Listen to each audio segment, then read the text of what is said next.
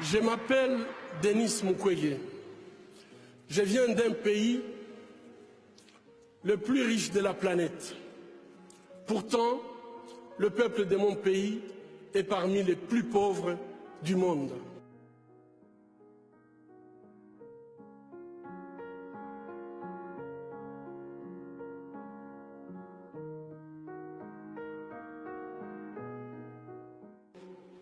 La réalité troublante est que l'abondance de nos ressources naturelles, or, coltan, cobalt et d'autres minéraux stratégiques, alimente la guerre, source de la violence extrême et de la pauvreté abjecte en République démocratique du Congo.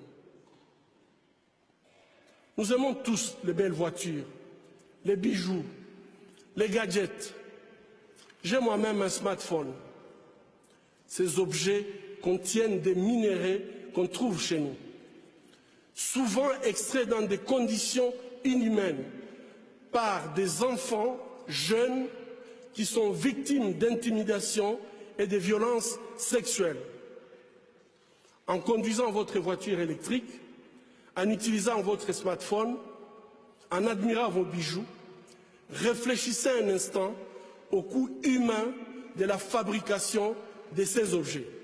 En tant que consommateur, le moins qu'on puisse faire est d'insister que ces produits soient fabriqués dans le respect de la dignité humaine. Fermer les yeux devant les drames, c'est être complice. Avec ce prix Nobel de la paix, j'appelle le monde à être témoin et je vous exhorte à vous joindre à nous pour mettre fin à cette souffrance qui fait honte à notre humanité commune. Les habitants de mon pays ont désespérément besoin de la paix. Mais comment construire la paix sur des fausses communes? Comment construire la paix sans vérité ni réconciliation? Comment construire la paix sans justice ni réparation?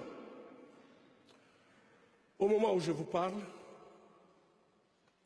un rapport est en train de moisir dans les tiroirs d'un bureau à New York.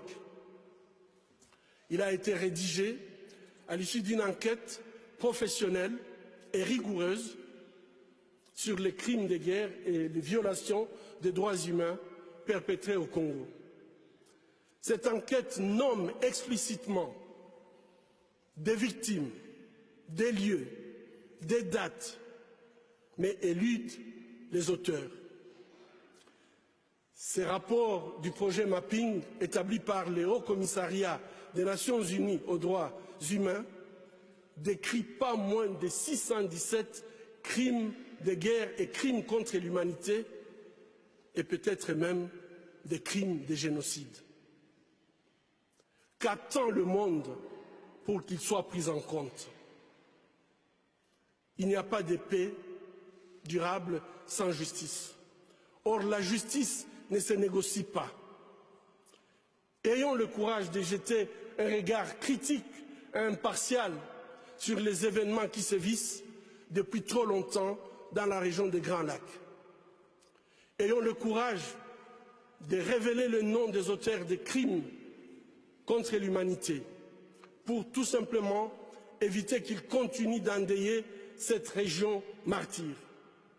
Ayons le courage de reconnaître nos erreurs du passé.